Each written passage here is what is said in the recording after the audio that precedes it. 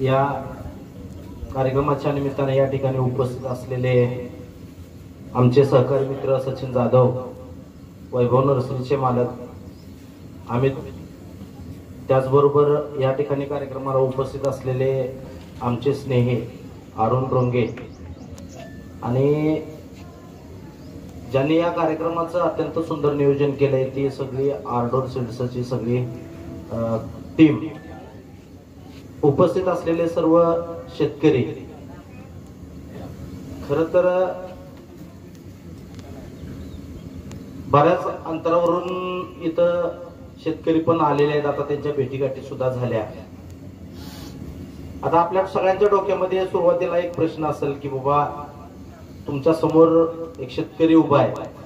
मी ज्यावेळेस असंच बसायचो आणि सोटापोटातली माणसं ज्यावेळेस सगळं सांगायला लागायची त्यावेळेस भास्कर बाबा आम्हाला सगळंच माहिती, आम्ही रोज तेच करतोय असं सगळं भावना असायच्या.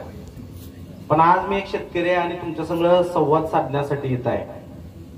आपल्यासाठी काम करणारी जी काय मंडळी असतात त्याच्यामध्ये काय सीड्स असतील, काय रोप पुरवणारी मंडळी असतील आणि आपण सगळी ही रोपं नेल्यानंतर शेतामध्ये काम करणारी. सांगण्यात आलं की 1.5 महिन्यापूर्वी हा प्लॉट चालू झाला आणि आज 8 तोड्यानंतर सुद्धा प्लॉट अतिशय जोमात, म्हणजे खूप चांगला प्लॉट आहे. त्याचं फुल जर बघितलं तर खूप चांगली फुलाची क्वालिटी आपल्याला दिसते अजून सुद्धा. सीड, रोप आणि त्यानंतर शेतकऱ्याचं कष्ट, या सगळ्याच गोष्टी या सगळ्या प्रक्रियेमध्ये महत्वाच्या आहेत. आता त्यांनी चांगलं काम त्याच्यावर केलंय, खूप सारं काम केल्यामुळे त्या फुलाची जी क्वालिटी आहे ती अतिशय उत्तम त्यांनी दाखलेली आहे. म्हणजे अनेक वेळा आपल्यामध्ये गैरसमज असतात की बाबा एखाद्या व्हरायटीचा दोष असतो किंवा एखाद्याला रोपांचा दोष वाटतो, परंतु या गोष्टी त्या एवढ्या मॅटर करत नाहीत की तो माइंडसेट आपला महत्वाचा आहे. म्हणजे एखादी व्हरायटी तुमच्या हातामध्ये आल्यानंतर तुम्ही किती त्याच्यासाठी करताय हे सुद्धा खूप मोठी गोष्ट आहे. मला बोलायचं आहे, आपण जी पिकं लावतो त्याच्या संदर्भात आपल्याला सगळं मार्गदर्शन करण्याची जबाबदारी खरं तर माझ्यावर टाकण्यात आलेली आहे. मी सुद्धा गेल्या 1.5-2 वर्षामध्ये झेंडूचं खूप चांगलं उत्पादन घेतलंय माझ्या शेतामध्ये. आणि आपण बघितलं की शेळीला गरिबाची गाय म्हटलं जातं, तसं झेंडू हे पीक सुद्धा मला खूप चांगलं पीक वाटतं की बऱ्यापैकी तुम्हाला उत्पादन देऊ शकतं आणि त्याच्यासाठी खूप मोठा खर्च आपल्याला करायची गरज नाही, खूप मोठं वजन व्हायची गरज नाही. आणि एक शेतकरी म्हणून एक हसत खेळत आपण हे पीक आणू शकतो, अशा पद्धतीचं हे पीक आहे. जर तुमचं टायमिंग योग्य असेल, तुमचं जर कष्ट चांगले असतील तर लाखोचं उत्पादन आपण याच्यातून नक्कीच घेऊ शकतो. मी मार्गशीर्ष महिन्यामध्ये प्लॉट लावला, 110 रुपयापर्यंतची विक्री आपण केली. त्याच्यानंतर आपण कालच्या उन्हाळ्यामध्ये म्हणजे गेल्या महिन्यामध्ये आपण 120 रुपयापर्यंतचा, म्हणजे अक्षय तृतीयेला पण आपला माल होता, त्याच्यानंतर बऱ्याच काळ आपला तो माल चालू होता. तर एका एकरामध्ये आपण 4.5 लाखाचं ते उत्पादन घेतलं.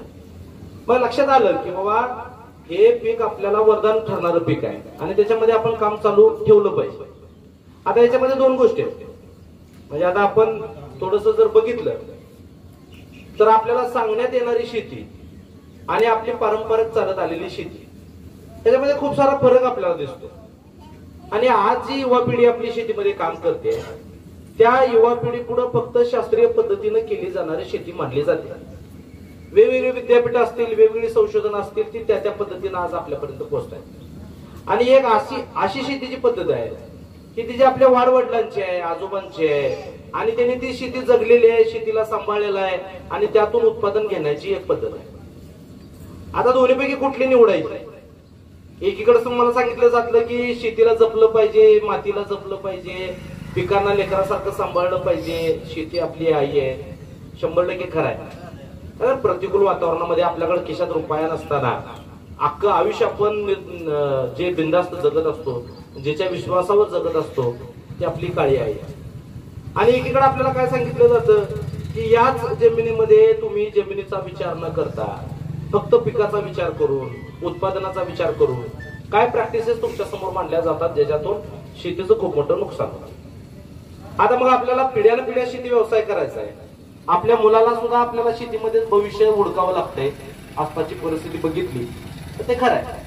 आणि मग अशा परिस्थितीमध्ये एक चांगली प्रॅक्टिस डेव्हलप करणं ही आता खूप मोठी अवघड गोष्ट आहे, जी तुम्हाला आणि मला जमवायची. शेती परवडली तर पाहिजे, कारण आज शेतीतनच पैसे आले, शेतीतनं उत्पादन आलं तर आपण आपला प्रपंच चालवू शकतो, अशी सगळी परिस्थिती आहे.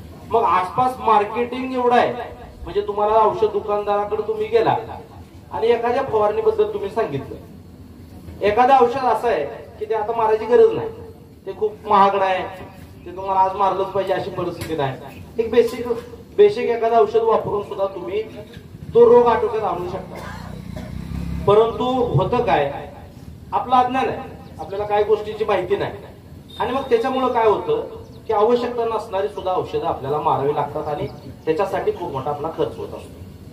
त्याच्यामुळे मग आपल्याला कुठंतरी त्याचं बेसिक नाही पूर्णपणे नॉलेज असलं पाहिजे. म्हणजे आपण एखाद्या साधा विषय, आपण गावगाड्यामध्ये राहणारी माणसं आहे, आपण एखाद्या सुतारकाम करणाऱ्या आपल्या बांधवाकडे गेलो तर त्याला कसं ते करायचं हे आपण नाही सांगत, आपण वस्तू द्यायची आणि ते तिने करून द्यायची.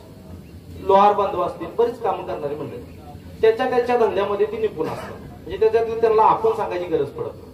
फक्त आपण एकमेव वर्ग असा शेतकरी की आपल्याला सगळ्या गोष्टीसाठी मार्गदर्शन घ्यावं लागतं किंवा इतरांना विचारून मग त्यांच्या सल्ल्यानुसार आपल्याला त्या गोष्टी कराव्या लागतात. तर आता कुठंतरी येणाऱ्या काळातली आव्हानं बघता, शेतीमधली आव्हानं बघता आपल्याला सुद्धा आता बदलणं गरजेचं आहे. म्हणजे आपल्याला आपण करत असलेला धंदा, आता एखादा डॉक्टर आपण बघतो ओपीडी केव्हा टाकतो तर 5 वर्ष मेडिकलचं शिक्षण घेतल्यानंतर त्याला ती ओपीडी टाकावी लागते. शेती करताना आपण कुठलीही माहिती न घेता एखादा प्लॉट लावतो. ह्याच्यामध्ये नवीन पिढीचं होतंय काय, जे अटॅचमेंट व्हायला पाहिजे होती, पूर्वीचा काळ समाधानी राहण्याचा होता. आपली जुनी लोक अशी होती की त्यांना अन्नधान्यानं भरलेली घरं असायची, घरात 10-20 पोती पडलेली असायची, खाण्यापिण्याचं टेन्शन संपलं की अर्धी लढाई किंवा 70% लढाई आपली तिथं संपलेली असायची. आज ती परिस्थिती नाही.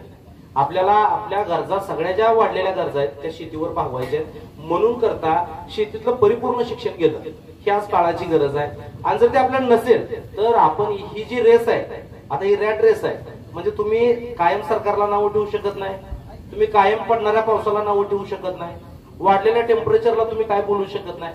ह्या सगळ्या गोष्टीवर तुम्हाला मला विजय मिळवावा लागणार आहे किंवा ह्या प्रतिकूल परिस्थितीतनं सुद्धा आपल्याला चांगलं उत्पादन हे घ्यावंच लागणार. 2 गोष्टी असतात, ज्या वेळेस प्रतिकूल वातावरण येतं त्यावेळेस मार्केटला तेजी 100% ठरलेली असते. मग या प्रतिकूल वातावरणामध्ये टिकणं सुद्धा अवघड आहे. मग त्याच्यासाठी तुम्हाला एक चांगली स्टडी, एक चांगला अभ्यास तुमच्याकडे माझ्याकडे असणं गरजेचं आहे, तरच आपण या सगळ्या परिस्थितीतून पुढे जाऊ शकतो. आता खूप साध्या गोष्टी आहेत, म्हणजे आता मी झेंडू लागवडीवरच येणार, फक्त बोलणार नाही, मी थोडंसं शेवटी त्याच्यावर बोलेन. त्याच्या आधी एक गोष्ट सांगतो तुम्हाला. परवा माझ्या शेतामध्ये धाराशिववरनं एक ग्रुप आला होता शेतकऱ्यांचा, आणि त्याच्या मनामध्ये एक अशी गोष्ट होती की तुम्ही एक बेनिवियाचे स्प्रे 2 ऍप्लिकेशन ह्याला केलेच पाहिजे. हे अध्ययन कसं असतं बघा, म्हणजे झाड कसं असतं, झाडाचं स्ट्रक्चर कसं असतं.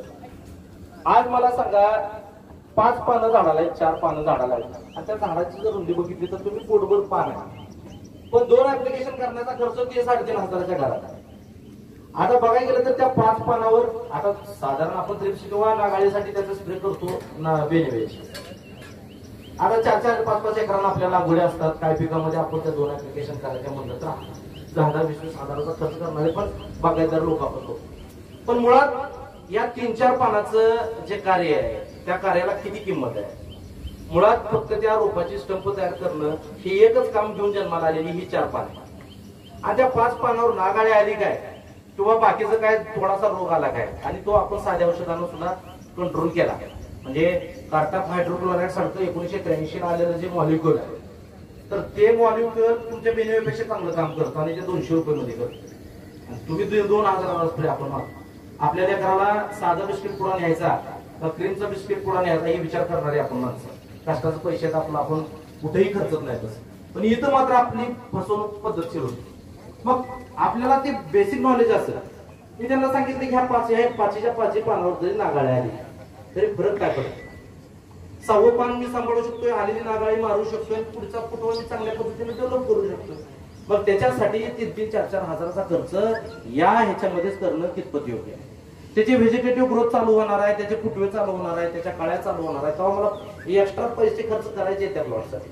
आणि मग तो खर्च मी राखीव ठेवण्याच्या ऐवजी मी आता जर त्याच्यासाठी खर्च करून बसलो तर मग उद्या मी किती ह्याला खर्च करत बसायचं, म्हणून माझा कुठेतरी मी हात आकडता घेणार आणि ती नेमकी स्टेज काम करण्याची असते. अशा सगळ्या गोष्टी आहेत. म्हणजे तुमच्याकडे एक परफेक्ट प्लॅन असेल, तुम्हाला जर कुठं काम करायचं हे माहिती असेल तर निश्चितपणाने तुमचे पैसे योग्य ठिकाणी खर्च होतील आणि 50% खर्चामध्ये सुद्धा तुम्ही प्लॉटचा खूप सारा अवरेज तुम्ही काढू शकता.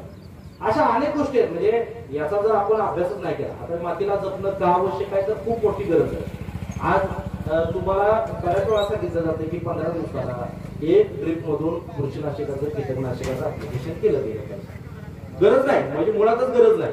आपल्या वाडवडिलांनी केलेली शेती आपल्या डोळ्यासमोर आहे. गेल्या 10-20 वर्षापूर्वी कुणीही जमिनीतलं बुरशीनाशक आणि कीटकनाशक सोडलं नाही. हजारो वर्ष शेती केली. हा शेतीचा इतिहास कोट्यवधी वर्षाचा. आणि याच्यामध्ये ही 10 वर्ष अशी येते, 10-20 वर्ष जी माझ्या बघण्यात आहे, त्याच्यामध्ये प्रचंड डोंगरा एवढी पेस्टिसाइड आपण जमिनीमध्ये टाकतोय, ज्याच्यातून खूप मोठ्या संकटांना आपण जन्म देतोय. ज्या ज्या भागामध्ये महाराष्ट्रातल्या अवरेज वाढवली, काय भागामध्ये तुम्ही ऐकत असाल 3000 क्रेट टोमॅटो काढणारी लोक आहेत, काय भागामध्ये तुम्ही आपण जे इमॅजिन करू शकत नाही तशा पद्धतीचे अवरेज आज शेतीमध्ये काढण्याचं काम होते. पण हे कशाच्या जेव्हावर होते? वेगवेगळे हार्मोन्स असतील, वेगवेगळे खताचे डोस असतील, कॉम्बिनेशन औषधाचे कॉम्बिनेशन असतील, या सगळ्यामुळं जे सगळं जाते त्याच्यातून फार मोठ्या रोगाला निमंत्रण आपण देतोय. परवा आपण बघितलं की विद्यापीठातून सांगितलं जाते की बियाण्याची बीज प्रक्रिया केली गेली पाहिजे. निश्चित आज तो काळ आहे, आपण असं त्याला डॉमिनेट नाही करणार. परंतु एक लक्षात घ्या, पूर्वी आपण ते चित्र बघितलंय की आपण भुईमुगाची पेरणी करत असेल तर आपली लोक कोंगावर शेंगा तोंडात टाकायची आणि ते खात खात आपली पेरणीचं काम चालू असायचं. अतिशय शुद्ध सगळं वातावरण होतं. आज त्याला तुम्ही कोटिंग करणार, त्याला 3-3, 4-4 महिने ते लावून ठेवणार आणि मग त्याच्या डीएनए मध्ये ह्या सगळ्या गोष्टी येतात आणि त्याच्यातून मग कॅन्सर सारखे 20व्या वर्षी अटॅक येण्यासारखे प्रमाण जे आहेत ते वाढत चालले. मग आपल्याकडे 2 गोष्टी आहेत. सरकार उद्या जागं झालं, सरकारनं समजा ह्या सगळ्या गोष्टीवर नियंत्रण आणलंच, तर मग आपली प्रॅक्टिस कुठे आहे? आता चाललेली प्रॅक्टिस चुकीची आहे म्हणत असताना आपल्याला सुद्धा काही गोष्टी कळत गेल्या पाहिजे आणि यातून आपण कुठेतरी 50% बाहेर आलं पाहिजे. आणि त्याच्यातून मग एक चांगलं उत्पादन, म्हणजे काय औषधं अशी आहेत की ती 15 दिवस आधी सुद्धा मारून चालत नाही, आपण ते आदल्या दिवशी मारतो आणि दुसऱ्या दिवशी तुम्हाला आपण विक्रीला पाठवतो. याच्यातून आपण उत्पादन घेतो. हा जरी उद्देश साध्य होत असेल तरी आपल्या हातून नकळतपणानं खूप मोठ्या गोष्टी घडतात, जगातून जी काय लेकरं बाळ आहेत, लहान मुलं आहेत, वयस्कर माणसं आहेत, याच्या शरीरावर सुद्धा दुष्परिणाम खूप मोठे होतात. त्यामुळे सगळ्यात जास्त जर शिक्षणाची गरज कोणाला आहे तर ती शेतकऱ्या. म्हणून माझे हात जोडून तुम्हाला विनंती आहे, तुम्ही जर असा विचार करत असाल की आपल्याला शेतीच करायची नाहीये किंवा शेतीत भविष्य नाहीये किंवा अशा अनेक लोकांना वाटत असेल की आपल्या पोरानं इथं शेतीच केली न पाहिजे, कुठंतरी जाऊन 10-20 हजारावर त्याला नोकरी केली पाहिजे, तर आता ती तुम्ही डोक्यातनं काढा. येणारा काळ हा सुशिक्षित पोरांचा शेतीमध्ये काम करण्याचा काळ असणार आहे. ज्याला कळतंय की शेतीमध्ये टिकू शकते विनाकारण जर शेजाऱ्याचं बघून किंवा कुणाचं तर ऐकून शेती करणाऱ्याचा काळ येणारा काळ हा नसणार आहे. त्याच्यामुळं खूप मोठी संधी आपल्या घरामध्ये राहून, आपल्या आई वडिलांसंग राहून आपल्याला चालून आपल्या घरापर्यंत येते की तुम्ही तुमच्या पद्धतीत डेव्हलप करा, चांगला अभ्यास करा, त्या पिकाचं कुठंतरी ज्ञान घ्या, फिरा. फिरल्याशिवाय तर ह्या सगळ्या गोष्टी करणार नाही. आता ह्या प्लॉटवर आल्यानंतर 100 गोष्टी मला क्लिक होत आहेत की बाबा कशा पद्धतीनं उत्पादन आपण घेऊ शकतो, पुढे कसं जाऊ शकतो, काय केलं. जर मी बघितलं एका झाडाखाली थोडी राखुंडी पडली होती, त्या राखुंडीच्या खालचं रूप मी बघितलं सगळ्या रोपापेक्षा वेगळं. आपल्याला कळतंय की बाबा नैसर्गिक स्रोत अशा अनेक आहेत की त्याच्यातून आपण जमिनीमध्ये उत्पादन क्षमता वाढवू शकतो, खूप मोठं उत्पादन आपण घेऊ शकतो. आणि या प्रॅक्टिसेस केल्या पाहिजे, आपण हे प्रयोग केले पाहिजे. प्रत्येक वेळेस आपण काहीतरी शिकलं पाहिजे. आता कॉम्बिनेशन वगैरे बऱ्याच गोष्टी आहेत.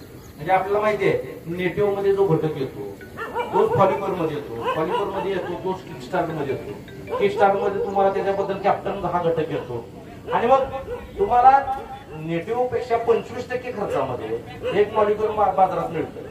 म्हणजे तुमचे 100 रुपये मध्ये घालवण्यापेक्षा 25 रुपये मध्ये असं मिळतं की त्याच्यामध्ये तुम्हाला ट्युबोकुनॉल मिळत, पण त्या ट्युबोकुनॉलची टक्केवारी कमी असेल.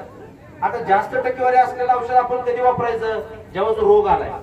आता होतंय काय, रोग यायच्या आधी प्रिव्हेंटिव्ह मध्ये स्प्रे करताना सुद्धा आपल्याकडनं ही भारी भारी औषध मारली जातात.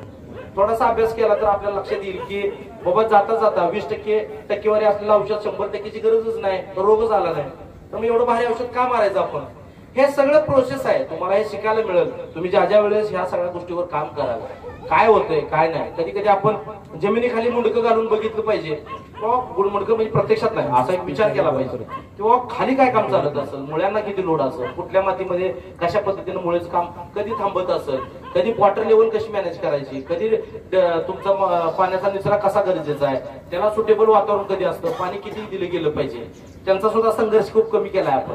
आपल्या ड्रिपनं मुळ्यांचं कामच आहे खोलवर जाऊन अन्नद्रव्याची उपलब्धता वाढवणं, पण आपण काय केलं त्याला अन्नद्रव्य जागेवरच दिली.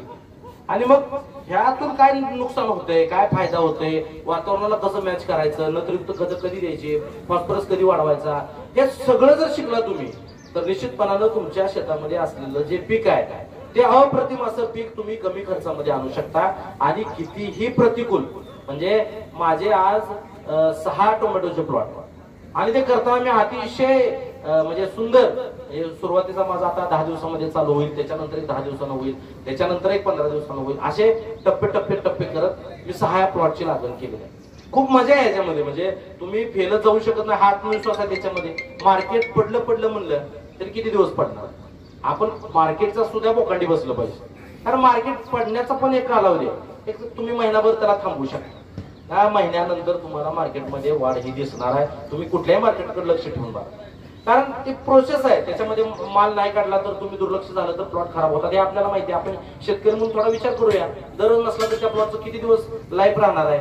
मग याचा जर विचार केला आणि शेतीमध्ये जर टप्प्याटप्प्याने तुम्ही काम करायला गेला, माझं 23 प्लॉट खरबूज झालं गेल्या वर्षी आणि त्याचं लय भारी नियोजन, म्हणजे आता माझं सुद्धा 15 दिवसात ज्या वेळेस माझं पहिला प्लॉट चालू होतंय त्या प्लॉटच्या पैशावरच मी 6 प्लॉट बनवतो.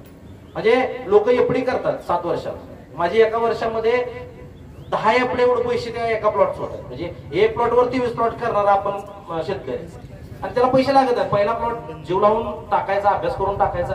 त्या एका प्लॉटच्या भरोश्यावर तुम्ही जर 10 प्लॉट नाही उभा करू शकलं तर मी पुन्हा तुम्हाला ज्ञान सांगायला कधीच येणार. ही पद्धत डेव्हलप केली पाहिजे. आपण उठायचं, एखादा प्लॉट लावायचा, ती लॉस मध्ये आला की शेतीमध्ये काय नाही म्हणायचं. हा वेडेपणा वेदळेपणा आपल्याला कुठं तर दूर सारावं लागल. आपल्या घरातल्या प्रत्येक माणसाचं भविष्य आपल्यावर आहे आणि आपणच जर त्याच्यामध्ये अपयशी ठरणार असेल तर या लोकांनी कशा पद्धतीने आयुष्य काढायला, कारण कष्ट आहे. आपल्या मागं काम करणारी ही सगळी माणसं कुठंतरी आपण निर्णय योग्य घेतलाय, आपल्याला लय शेतीतलं कळतंय म्हणून ही सगळं डबं आपल्याला मागं जोडलेलं आहे. आणि ही जर आपण ओळखून काम करणार नसेल, चांगल्या लोकांची संगत ठेवली पाहिजे, चांगल्या लोकांशी हे केलं पाहिजे. निगेटिव्ह बोलणारी माणसं खूप आहेत आपल्या आसपास, काहीच नाही शेतीमध्ये म्हणून हे करणारे लोक, शेतीची किंमत करणारे लोक सुद्धा आपण, कारण अंगावर काटा आहे माझ्या, जमिनीची किंमत करणं सगळ्यात या आयुष्यात जर आपण सगळ्यात वाईट काय करत असेल तर जमिनीची खरेदी विक्री करत असेल. आपण काय आठवलं पाहिजे, ज्या वाडवडिलांनी आपल्या, म्हणजे आमचा इतिहास सांगायचा झाला अमित सर, आमच्या आजोबानं 16 वर्ष पोटावर काढली पण कोणता जमीन विकली. त्या 16 वर्षाचा आपण 16 महिने संयम जर आपल्याकडे नसेल, म्हणजे आपल्याला ज्या वाडवडिलांनी आयुष्याची माती करून घेतली पण ही जमीन त्याला जगवणार आहे, माझ्या लेकरा बाळाचा आधार आहे म्हणून वारसा म्हणून आपल्याकडे दिली, त्याच्या किमती आपण करायला लागलो तर आपलं भविष्य तर काय, कोण आपल्याला आणून पैसे देणार आहे. कष्ट हेच भांडवल, हे ऐकलं आपण जुनी लोक म्हणायचे आणि खूप संघर्ष केला जुन्या लोकांनी. तसा कुठलाही संघर्ष करण्याची गरज तुम्हाला मला नाही. तुमच्या हातामध्ये मोबाईल आहे, माझ्यासारखा माणूस पुढे येऊन त्याच्यावर तळमळीनं प्रत्येक व्हिडिओ टाकतो, तो बघा मी म्हणणार नाही, पण माझ्यासारख्या अनेक शेतकरी बांधव आहेत ज्यांना आमच्या आई बहिणीचं दुःख दिसतंय. साड्या फाटल्याला घालणारा एकच वर्ग आहे या देशात, तो शेतकरी. त्याचं 18-20 दारिद्र्य जर कोणाच्या ह्याच्यामध्ये असेल तर आज तुम्हाला माहिती आहे टपरी टाकली तर 2000 घरी घेऊन येते माणूस. आणि आपल्याकडे कुठलीच कला नाही म्हणून आपण शेती करतोय, हा कुठंतरी न्यूनगंड सोडा. सगळ्यात हुशार आपण आहे म्हणून शेती करतोय. ही आत्मविश्वास ज्यावेळेस आपल्या पोराच्या मध्ये निर्माण होईल ना, त्यावेळेस खरं दिवस शेतीला चांगले येणार. अनेक जण, म्हणजे मी हे काय एवढं तुम्हाला सांगतोय कारण ती आज गरज आहे. आता झेंडू पिकावर आपण बोलूया. खरं तर फार काटेकोर नियोजन तुम्हाला झेंडू मध्ये करायची गरज आहे. झेंडू एक असं पीक आहे ज्याच्यामुळे जमीन रिफ्रेश होते, ज्याच्यामुळे तुमच्या जमिनीमध्ये असलेल्या ज्या काय बुरशी आहेत त्या बुरशी असतील, निमेटोड असतील, याचं प्रमाण कमी करण्याचं काम एक वरदान आहे आपल्यासाठी झेंडूमध्ये. झेंडूमध्ये तुम्ही जमीन रिफ्रेश करून घेऊ शकता, पुढच्या पिकासाठी ती जमीन तुम्हाला चांगल्या प्रकारे उपलब्ध होऊ शकते, त्याच्यानंतर तुम्ही एक चांगलं उत्पादन त्याच्यातून घेऊ शकता. आणि या सगळ्या याच्यामध्ये तुम्हाला पावसाळी वातावरणामध्ये ज्यावेळेस पीक सांभाळायचं असतं त्यावेळेस स्पर्शजन्य जे औषध आहे त्याचा वापर जास्तीत जास्त आपण करणं गरजेचं आहे. आता होतं काय, जास्त चांगलं वातावरण असेल, कोरडं वातावरण असेल तर आपल्याला एक सिस्टमॅटिक औषधं काम चांगली करतात. परंतु असं वातावरण जर असं आणि आपण खूप भारी भारी सिस्टमॅटिक औषधं आणून मारली तर त्याचा रिझल्ट आपल्याला येत नाही. मुळातच याला जो अडचणीचा विषय असणारा जो कांडी करपाय तो तर अगदी कमी खर्चामध्ये, तुम्हाला कोणी सांगितलं असं नसेल मला माहित नाही, पण मी फक्त तो तुम्हाला सीओसी म्हणजे कॉपर ऑक्सिक्लोराइड म्हणून जो घटक येतो तुम्हाला, समजा ब्ल्यू कॉपर असेल, कोनिका असेल, यासारखं जी काय मॉलिक्युल आहेत अगदी कमी खर्चातली मॉलिक्युल आहे ती, असं काय फार त्याला काय खर्च करावा लागत नाही आपल्याला. तर याचे हात तुम्ही एका बुरशीनाशक आड तुम्ही त्याचा हात जर ठेवला तर निश्चितपणाने एका झाडावर सुद्धा तुम्हाला तो करपा दिसणार नाही. दुसरी गोष्ट, याला बॅक्टेरियल ब्लाइट असतो आणि तो सुद्धा कॉपरनच आपण कंट्रोल करू शकतो. त्याच्यामुळं तुम्ही एका फवारणी आड कॉपरचा हात घ्या, त्याच्यामध्ये तुम्ही ब्ल्यू कॉपर न घेता कोनिका घ्या.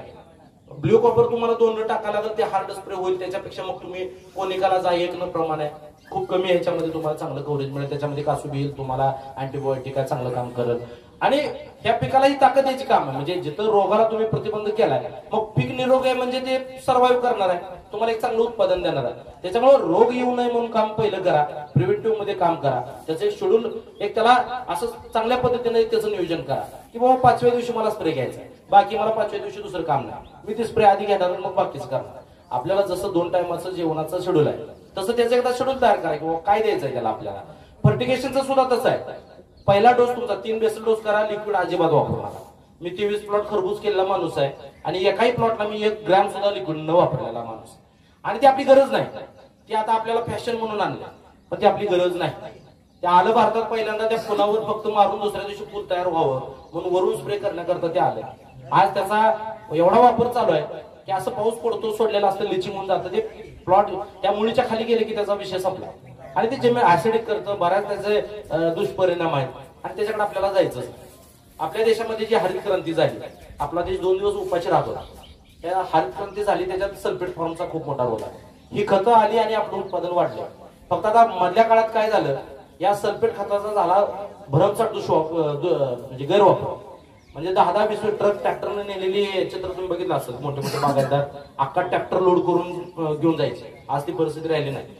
हे आपलं चुकतंय. आपण त्याचा संतुलित वापर केला पाहिजे. गरजा किती असतात, खूप कमी असतात, पण आपण काय करतो, त्याचा अतिरेक करतो कधी कधी. तसा अतिरेक आता लिक्विड खताचा चालू आहे किंवा बुरशीनाशकाचा चालू आहे जमिनीत सारख्या पद्धतीनं, तो थांबवा. आणि हा सल्फेट फॉर्म्युला आहे, त्याचं काम करण्याचं खूप चांगलं आहे. मी खूप काय त्याला समजावून सांगू शकतो. त्याचं कसं रेतीवर कसं त्याला कोटिंग केलं जातं ते, आणि ते कोटिंग झाल्यानंतर ते कसं विरघळतं. म्हणजे तुम्हाला कधी कधी 4-4 पाऊस पडलं तर त्याचा जो हे आहे तो विरघळत नाही आणि मग ते तिथं विरघळतं आणि मग मातीवर कोटिंग करतो आणि मग ते आसपास मुळीच्या सगळ्यात तसंच राहतं, लिचिंग होत नाही. खूप चांगलं म्हणजे प्रामाणिक लोकांनी केलेलं हे सगळं संशोधन आहे. त्याच्यावर भारतानं हरित क्रांती केली देशामध्ये आणि खूप सारं उत्पादन त्याच्यावर वाढवलंय. त्याच्यामुळे तो सोर्स सोडू नका. बरेच जण तुम्हाला आता सांगायला लागलेत की बेसलच डोस टाकू नका, दाणेदार टाकूच नका, लिक्विडच वापरा. अजिबात या भूलतापांना बळी पडू नका. योग्य पद्धतीनं मातीच्या कमी ह्याच्यामध्ये आपण जे बेड बनवतो त्याच्यामध्ये तेवढा त्याचा वापर करा. जास्त जमिनीशी त्याचा संपर्क पण येणार नाही, मातीचा पण दर्जा राखला जाईल. अशा पद्धतीनं तुम्ही बुरशीनाशकामध्ये तुम्ही बायोलॉजिकल मध्ये सोडो ट्रायकोबॅसिलस सारखी हे वापरू शकता. त्याच्यातून तुम्ही जमिनीचं आरोग्य राखू शकता. आणि मग हे सगळं तुम्ही जमवलं की तुम्हाला लक्षात येईल की ज्या तुम्ही प्रॅक्टिसेस करत होता त्याच्यातून 1 पीक चांगलं येईल, 2 पिकं चांगली येतील, पण 3रं पीक तुमचं फेल जाणार आहे. जमिनीचा सपोर्ट तुटणार आहे आणि जमीन तुम्हाला उत्पादकता तुमच्या जमिनीची कमी झालेली असणार आहे. हे जर तुम्ही ही प्रॅक्टिस डेव्हलप केली, प्रत्येक वर्षी तुमचं उत्पादन वाढत जाणार आहे. याचं मी तुम्हाला आज एक शेतकरी म्हणून निश्चितपणा, म्हणजे ह्याच्यात काय माझा फायदा नाही, मी कुठलं काही ऐकायला आलो, पण हे सगळं खरं आहे. आपल्याला ही शेती करायची कारण आपण आपल्या सगळ्या ह्याला शेती ही आपलं जीवन आहे. म्हणजे आपण शेती नुसतं टाइमपास म्हणून किंवा पैशासाठी मिळवत नाही, करत नाही. आता ह्याच्यामध्ये सुद्धा 2 वर्ग आहेत. ह्याच्यामध्ये जो आता आलेला वर्ग आहे त्याला फक्त उत्पादन दिसतंय. म्हणजे मी सुद्धा पहिलं ज्यावेळेस शेती करायचो, पहिला प्लॉट टाकायचो, मला वाटायचं यातनं 4 मिळतील का 5 मिळतील 3 मिळतील, फक्त मला लक्ष असायचं की पैसे किती मिळतील. आज परिस्थिती अशी आहे की उत्पादन हा विषय माझ्यासाठी नाही. मी जे काम करतोय, परमेश्वरानं प्रत्येकाला एक काम करायसाठी जन्माला घातलं आणि मला घातलंय शेती करायला. आणि ती शेती मी चांगली केली पाहिजे, त्या शेतीमधला आनंद घेतला पाहिजे. काम केल्यानंतर त्याला फुलं लागल्यानंतर ज्या रोपाला मी बारका असताना लावलंय त्याला आज फुलं आले, फळं आली ती, आणि आज ती फळं मार्केटला चाललेली, याचं एक मोठं समाधान आहे. या आयुष्यात जर उद्देशच नसेल तर जगण्यात अर्थच नसतो. त्याच्यामुळे आपल्या आयुष्याला तर खूप मोठा अर्थ आहे. आपण दरवर्षी लाखो रोपं लावतो, हजारो रोपं लावतो, त्याला जगवतो, त्याला फुलं फळं येतात. आणि ही जी क्रिया आहे ती बघताना होणारा जो आनंद आहे तो एक शेतकरी म्हणून आपल्यालाच कळतोय. आपलं आर्थिक उत्पादनात आपण कधीच जगलो नाही. आपल्या अनेक पिढ्या फक्त खळखळ वाहणाऱ्या पाण्यानं आनंद देणारं, आपल्याला जर जगातलं कुठलं संगीत जर सगळ्यात चांगलं वाटत असेल तर ते फक्त पाण्याचा आवाज आहे. आपल्याला जर सगळ्यात मोठा सुगंध कुठला येत असेल तर तो माती भिजल्यानंतर येणारा सुगंध आहे. हे आपल्या डीएनए मध्ये आहे, आपल्या रक्तामध्ये आहे. आपलीच ओळख आपल्याला झाली नाही, आपल्या अनेक पिढ्या हीच जगल्या त्या. आपल्या पायवाटा आपण विसरलोय, चांगल्या रस्त्याकडे बघून आपण भरकटलोय. म्हणून खरं तर माझ्या शेतात काम चालू आहे, माणसं झालंय, परंतु आज मला इथे येऊन संवाद का साधायचा आहे? कारण ही बोललं पाहिजे, हे सांगितलं पाहिजे, ही निष्ठा नाळ तुटली न पाहिजे. आणि शेती ही आई आहे, ही कालही खरं होतं, आज ही खरं आहे. आणि येणाऱ्या काळात सुद्धा आपल्याला शेतीच आपल्याला जी तुमची स्वप्न आहे ते प्रत्येक स्वप्न जर या जगामध्ये कोण तुमचं पूर्ण करून देऊ शकत असेल तर ती शेती आहे. त्याच्यामुळं गांभीर्यानं आता आपली पिढी स्ट्रगल करणारी पिढी आहे. आपल्या पिढीला सगळं जाणवलंय की जगात टिकून राहणं सोपं नाही. येणारा काळ आव्हानात्मक आहे. शेती नसणाऱ्याची अवस्था अतिशय बेकार आहे. त्याच्यामुळं तुम्ही कुठल्याही गोष्टीकडे म्हणजे आपण फक्त ज्ञान कसं घेतलं पाहिजे, कसं चांगल्या चांगल्या शेतकऱ्याच्या संपर्कात राहिलं पाहिजे आणि आपले प्लॉट कसे चांगले येतील त्याच्या गरजा ओळखा. बरंच काय बघायला मिळेल तुम्हाला. अमिनो ऍसिड सारखा ऍसिड आहे, फुलिक ऍसिड सारखा ऍसिड आहे.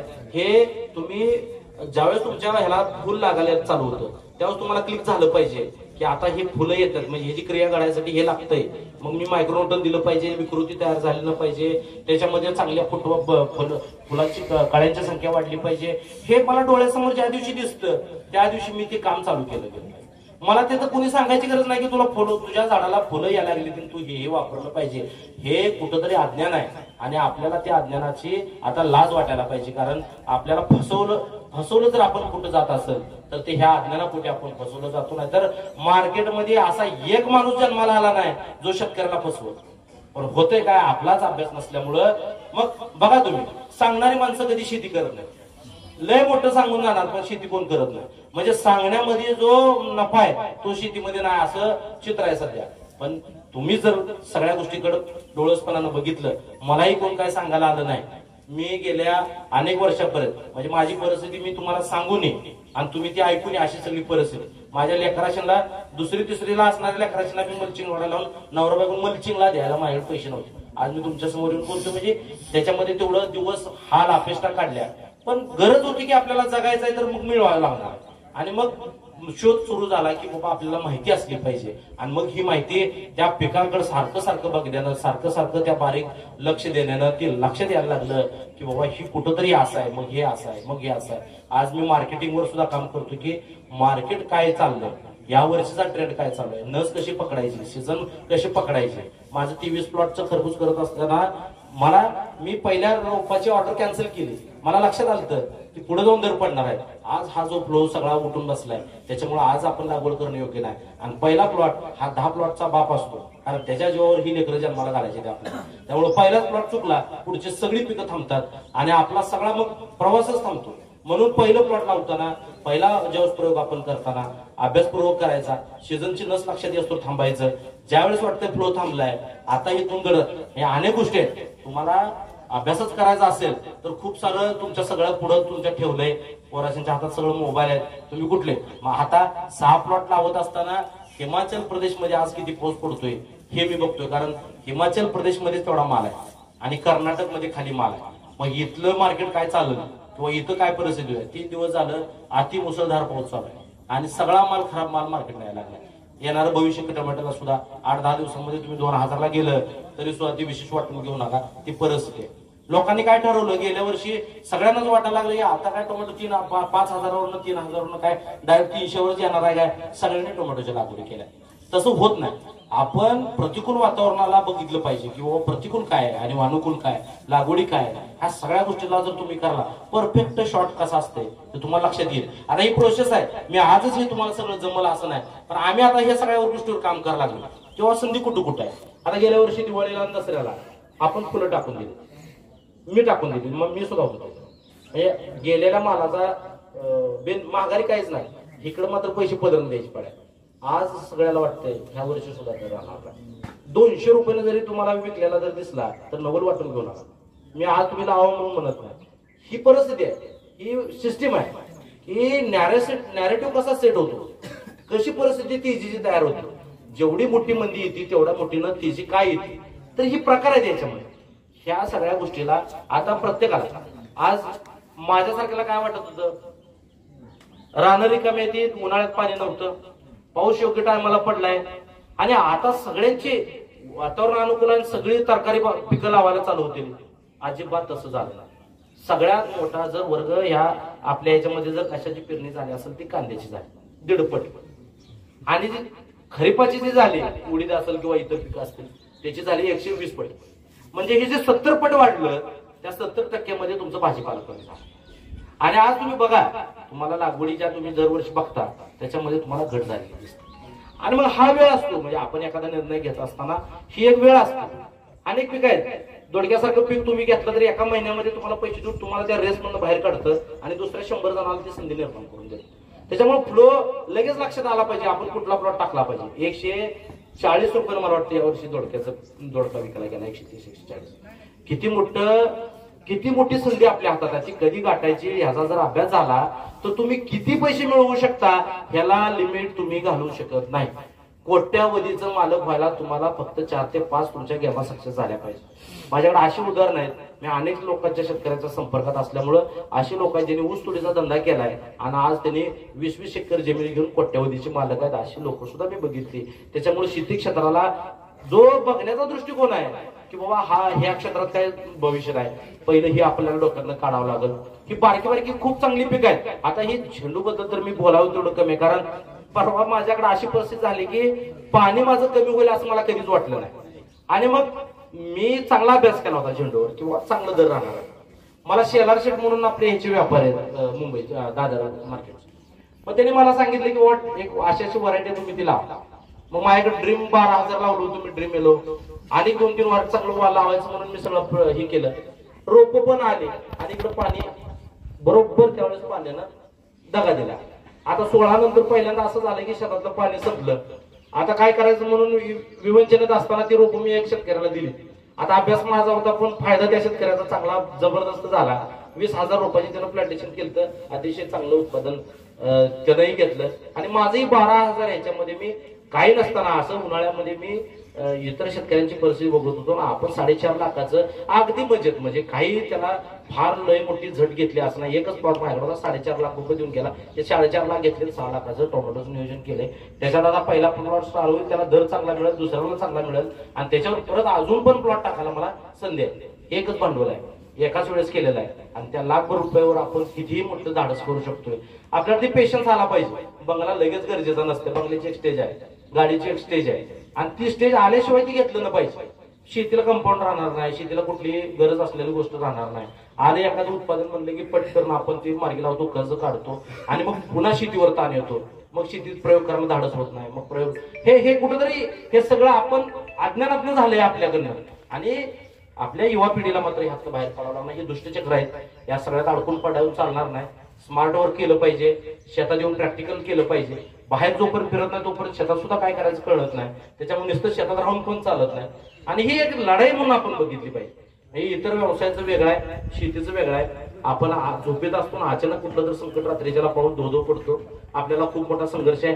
बॅकअप मध्ये राहावं लागतं आपल्याला. थोडंसं आलं पैसे तरी सुद्धा ते उद्याचं येत नाही तोपर्यंत आपण कामं काढली न पाहिजेत. आणि सगळ्या कुटुंबाचं इन्व्हॉल्वमेंट महत्वाचं आहे. मी अशी लोक बघितली की आमच्या बायकोला अनेक शेत सुद्धा दावाला नेलं. अशा जर आपण शेतीबद्दलच्या भावना ठेवायला लागलो तर निश्चितपणानं आपलं भविष्य अंधारमय आहे. आपल्याला दुसरं कुणीही एक गिन्नी कोण आपल्याला देत नाही. त्यामुळे शेतीतनं जोपर्यंत पैसा आपण कमवण्याची अक्कल आपल्याकडे येत नाही तोपर्यंत आपण त्याच्यामध्ये सक्सेस होऊ शकत नाही. खूप चांगली पिकं आहेत, अनेक पिकं आपल्याला पर्याय निसर्गाने दिलाय. अनेक पिकांमध्ये आपण काम करू शकतो. तुम्हाला 1.5 महिन्यामध्ये पैसे पाहिजे असतील, मार्च एंड आलाय तर आम्ही मार्च एंडची तयारी जानेवारीमध्ये खरबूज लावून करत असतो. जरी मार्च एंड आला तरी बाबा त्याच पैशावर आपण ती मार्च एंड 2 महिन्यात तर आपण करू शकतो. असं मी केलंय देणं पाण्यात असताना. त्याच्यामुळे ती पण तुम्हाला सांगतो की आपल्याला निसर्गानं एवढं मोठं वरदान दिलंय की वर्षभरानंतर उत्पादन घ्यायचं आहे का 1.5 महिन्यात तुम्हाला उत्पादन घ्यायचं आहे हे तुम्ही ठरवायचं आहे. तुम्हाला असं कुणी जबरदस्ती करू शकत नाही. तुम्हाला 35 दिवसांमध्ये चालू होणारी ककडी पण आहे आणि तुम्हाला 1-1.5 वर्षानं चालू होणारं फळबागासारखं पीक पण आहे. त्याच्यामुळं आपण खूप लकी माणसं आहे आपण, शेतकरी आहे. नाहीतर आपण जे काय नोकरदार आहेत त्यांच्या अवस्था जर तुम्ही बघितल्या, तुम्ही पैसे दिले तर रोज जाणार नाही. ते फुकट लोक जाऊन येऊन सोलापूरला जातात, 60-70 किलोमीटर जाणं, 60-70 किलोमीटर येणं, तिथलं 8-8 तासाची ड्युटी. लोक खूप संघर्ष करतात तसं त्या मानानं. तसं शेतात आपण करत नाही. ही वस्तुस्थिती आहे, माझ्यासहित तुम्हाला सांगतो. मी सुद्धा तेवढं कष्ट करत नाही. आणि आता आम्ही तर आता शेती ऑटो पायलटला, ही माणसं अशी ती नर्सरीवाले ती, पण आपण यांच्याकडे नॉलेज लय मोठं आहे. त्या लोकांनी आम्हाला शेती सुद्धा ऑटो पायलट आता करायला लावली आहे. माझ्या शेतामध्ये मी नसेल तर शेती पिकणार नाही असं वाटायचं मला कधी कधी. पण आज अशी परिस्थिती आहे की मी कशाला नाही जरी हात लावला, म्हणजे स्टेज आहे, तुम्ही स्वतः फक्त 2-3 वर्ष काम करा. 2-3 वर्षानंतर तुम्ही फक्त तुमच्या त्या नजरेतली जी धार आहे त्याच्या जीवावर तुम्ही शेती करू शकता. तुम्हाला कुणीही काम कर म्हणायची गरज नाही. आणि परत सगळं मॅन्युअली तुम्ही सगळं सेटअप लावू शकता शेतातला. खूप सारं समुद्र आपल्यापाशी आहे. जे आपल्या वाडवडिलांची भावना होती ती चुकीची नव्हती. शेती तुमच्याकडे असणं म्हणजे जगण्याचं मोठं साधन तुमच्याकडे आहे. कुठंही तुम्हाला झुकायची गरज नाही, वाकायची गरज नाही. स्वाभिमानानं राहावा, कुणाला काही बोला. लोकशाही देशामध्ये ते तुम्हीच पाळू शकता. बाकीच्या लोकांना बोलून चालत नाही. नोकरदार असला तर कुणाच्या विरोधात प्रतिक्रिया सुद्धा देऊन चालत. त्याच्यामुळे खूप मोठा विषय आहे. मला आता इथं तर बोलताना बरंच काय मी बोललोय, किती ह्याच्यातला काय मी काय वक्ता नाही. त्यामुळे मी काय माफातलं सगळं बोललोय असं पण नाही. पण निश्चितपणे हा संवाद शेतकरी तो शेतकरी झाला पाहिजे. आणि तो झाला याच्यासाठी मी आभारी आहे की बाबा तुम्ही एका शेतकऱ्याला प्रमुख पाहुणे म्हणून बोलत. खरं तर आपण रोज मातीत काम करणारी माणसं आहे. मान, प्रतिष्ठा, सन्मान ह्या गोष्टीला काहीच किंमत नसते माणसाच्या आयुष्यात. माणसाच्या आयुष्यात तुम्ही कुठलं काम केलं आणि ते कसं केलं, ते प्रामाणिकपणे केलं असेल तर त्याचे रिझल्ट 100% तुम्हाला सोन्यासारखे मिळतील. जर तुम्ही त्याच्यावर दुर्लक्ष करत असाल आणि या मान प्रतिष्ठेच्या भानगडीत पडत असाल, कारण मान प्रतिष्ठेसाठी लय चाललंय. आपली सुद्धा पोरं बांधावर बसल्यावर राजकारणाचं बोलतील. सगळ्यात मोठं जर शेतकरी मागं राहायचं कारण काय असेल तर जी लोक आपल्याला डबऱ्यात घालायला कारणीभूत आहे त्यांचं प्रचार आपण अभिमानानं गाडीवर झेंडा लावून करतो. म्हणजे आपल्यासारखा येण्यात काढा, म्हणजे म्हणून आपल्याला असं ठेवायचं राज्यकर्त्यांचं हे आहे ना, ते ह्याच्यासाठी म्हणजे आपल्याला 2000 देऊन आपल्या मनामध्ये हे करायचं. आपल्या इकडं साधी गोष्ट आहे. गेल्या वर्षाला इथं सरकारबद्दल म्हणून कुठल्या बोलणार, पण साधी गोष्ट आहे. कांदा मागत होता, अख्ख्या जगात कांद्याची टंचाई होती आणि गेल्या वर्षी आपल्याला चांगलं उत्पादन होतं. सरकारला कांदा द्या म्हणून काय करार असतात, काय द्यायचं घ्यायचं. आपल्या सरकारनं हट्ट केला, इलेक्शन आहे म्हणले लोकसभेचे आणि कांदा निर्यात करायचा आहे. आता काही निर्णय घेतला, पण असं झालं या कांद्याच्या निर्णयामुळे इतर सुद्धा भाजीपाला, मग तुमचा कांदा देत नाही तर तुमचं काहीच नव्हतं, असं पद्धतीची भूमिका अनेक देशांनी घेतली आणि त्याचे परिणाम शेती क्षेत्रावर झाले. आज सरकारला कुठल्याच गोष्टीची काळजी नाही आणि आपण संघटित नाही. तसं कांदावाल्यांनी बऱ्यापैकी त्या कांदा ज्या भागामध्ये होतो त्या भागातल्या कांदा शेतकऱ्यांनी सरकारला धडा शिकवण्याचं काम केलं. पण ही सुद्धा आपल्याला अवेअरनेस असणं गरजेचं आहे. काल 10,000 टन दूध पावडर मागवली सरकार. आता विचार करण्यासारखी गोष्ट आहे. या म्हणजे शेणघाण काढणं काय असतं ते खरं तर ह्या राज्यकर्त्यांना कधीच कळलं नाही. त्याच्यामुळं कोणच करणार नाही मुळात ही कामं. मी तर ह्या मताचा आहे, म्हणजे तुम्ही तसं करू नका, पण मी एक सुद्धा जनावर सांभाळत, माझा त्या गोष्टीला विरोध आहे. म्हणजे मी कुठलं काम करायचं ती मी ठरवायचं आणि मी ठरवलंय किंवा दुधाचा धंदा कधी करायचा. कारण ही जी लोक आहेत ती दूध भेसळीवर मोठी होणारी लोक आहेत. ह्यांचं डॉक आहे, ह्यांचं सगळं आहे. आपल्या प्युअर दुधात ही दुधात पाणी घालून ही विकणार. 100 वर्ष पुढच्या दुधाला भविष्य नाही. म्हणजे 8 दिवसासाठी वाढवतील, आपल्याला गुरं घ्यायला होतील आणि ही पुन्हा ही दुधात पाणी मिसळणार. आणि जिथं शॉर्टेजच होऊ शकत नाही, जिथं दुधात पाणीच मिसळून तुम्हाला विकायचं आहे, तिथं मग मी जनावर पाळून तर मला काय मिळणार. त्याच्यामुळं आपल्या घरापुरतं लागेल तेवढा आपण व्याप वाढवायचा. विनाकारण जास्त गुरामध्ये व्याप वाढवण्याचा अर्थ नाही. आणि मग ही त्याची म्हणजे आता बऱ्याच जणांचा अर्थकारण दुधावर पण आहे. आपण पण असं नाही, पण आपल्याला वेळ लागते शेती करायला, त्याच्यामुळे दुधात अडकून पडायचं ना, हा पण त्याच्या मागचा एक उद्देश आहे. तर आपण असं बारीक बारीक मी कांदा का सोडला तर कांदा जीवनावश्यक मध्ये, मग कांदा जीवनावश्यक मध्ये असेल तर 4 वर्षात एकदा त्याला दर भेटणार. मग एकदा दर भेटण्यामध्ये 4 पिकं लावत बसायचं काय लॉजिक आहे. मग सरकारनं जर त्याला स्वतःच्या कंट्रोलमध्ये ठेवलंय, आता त्याचं तुम्ही त्याचा पण मी अभ्यास केला. नाफेड सारखी जी यंत्रणा आपल्याकडूनच माल खरेदी करते आणि एक 4 मार्केट आहेत, इंदोर सारखी ही 4 मार्केट आहेत. ज्या मार्केटमध्ये जर एकदा माल गेला तर तो ट्रेंड म्हणजे आता नारायणगाववर आपला टोमॅटो मार्केट कसा चालतो तसं त्या मार्केटवर सगळ्या देशातलं मार्केट चालतं. आणि मग तिथं 10 टायरीच्या 20-20, 25-25 गाड्या लावायच्या, तेच मार्केट वाढू द्यायचं नाही. मग देशातली सगळी मार्केट आपोआप जागेवर थांबतात. म्हणजे सरकार आपल्याबद्दल काटकार असताना लय करते. त्याच्यामुळे पीक कुठलं निवडायचं कुठल्या पिकामध्ये आपल्याला भरोसा वाटतो तीच पीक निवडायचं आणि त्याच पिकामध्ये काम करायचं, असा अभ्यास प्रत्येकानं केला पाहिजे. आता ही माहिती तुम्हाला का सांगितली नाही, कुणीच म्हणजे आजपर्यंत आपण ही चर्चा का केली नाही. मला वाटतं की माझ्याकडे जे ज्ञान आहे ते एखाद्याला मिळालं की त्याचं चांगलं होईल, पण मला काहीतरी तोटा होत नाही. पण असं काय नसतं. आपण एक कम्युनिटी मधून एकत्र आहे, तुमचं माझं कष्ट सारखं आहे आणि त्याच्यामुळं तुमच्याकडे माझ्याकडे एक माहिती असली पाहिजे. त्याच्यातून लागवडी जर वारेमाप व्हायच्या थांबल्या, हे जर नॉलेज आलं तर तोटा व्हायचा सगळ्याचाच थांबणार आहे. कारण एका वेळेस सगळ्याची गर्दीच होणार नाही, सगळी विचार करतील प्रत्येक वेळेस आणि त्याच्यामधून शेतकऱ्याला जी मंदी, फार मोठी मंदी येते ती मंदीच येणार नाही. त्याच्यामुळे एक शिस्त लागली या सगळ्या गोष्टीला. म्हणून पुढे येऊन आपण हे सगळं बोलायचं आहे, प्रत्येकानं अभ्यास करायचा आहे आणि मग जसं जसं टप्प्यावर आपल्याला वाटतंय. आणि टप्पे करणं कधीही पिकाचे चांगले, कारण तेजी नंतर मंदी, मंदी नंतर तेजी ही चालत असते. त्याच्यामुळं टप्प्याटप्प्यानं प्लॉट केलं तर कधीच आपण तोट्यात जाऊ शकत नाही. 1 एकर करा असला, अर्धा एकराचे 2, खूप मोठे म्हणजे अर्ध्या एकरात 10 लाखाचे उत्पादन घेतलेले लोक सुद्धा आपण बघितले. गेल्या वर्षी तर भलताच विषय होता, पण 25-25, 30-30 लाख रुपये, 40-40 लाख रुपये सुद्धा एकरात लोकांनी घेतले टोमॅटोचे. त्याच्यामुळे येणारा काळ अजून पैसे देणारा येणार आहे. ही आव्हानं जेवढी येतील, एवढं अज्ञान आहे की ही तुम्ही जेवढं लवकर शिकचाल तेवढं तुम्ही लवकर तुमचं घर पुढे घेऊन जाऊ शकता, तुमची आर्थिक प्रगती करू शकता. त्याच्यामुळं आता म्हणजे संधी साधू व्हावं लागते आपल्याला. म्हणजे आपल्याला कुठं संधी आहे तिथं आपण गेलं पाहिजे. माझं हेच पीक आहे, मला हेच लावायचं आहे, मला हे लावायचंच नाही, असलं सगळं विषय सोडून सगळ्या पिकाची माहिती. पिकं ही सगळी सारखी असतात, पिकाचे स्वभाव सगळ्या सारखे असतात, त्याच्या सगळ्या अवस्था सारख्या असतात. कुठल्या अवस्थेमध्ये काळजी घ्यायची, कुठल्या नाही, हे सगळं तसंच असतं. कुठलंही पीक आहे एवढं आपल्यापेक्षा पुढचं काहीच नाही. आपण शेतकरी म्हणजे आपल्याला हे सगळं समजण्याचा विषय, माहिती घ्या, चांगल्या पद्धतीने हे करा. खूप मोठ्या संधी मी आज सांगून जातो. सगळ्याच पिकामध्ये खूप चांगली संधी तुम्हाला भेटणार आहे. तुमची निर्णय क्षमता, तुमची कष्ट करण्याची तयारी, ही आव्हानं तुम्ही बघताय. म्हणजे जुलैला आपण दिवस बघितलेत, एक पावसाची वाट बघत बसणारी चातकासारखी माणसं आहे आपण. आणि त्याला आज अशी परिस्थिती आहे की आभाळच फाटते, आमच्याकडे चिबड लागलंय.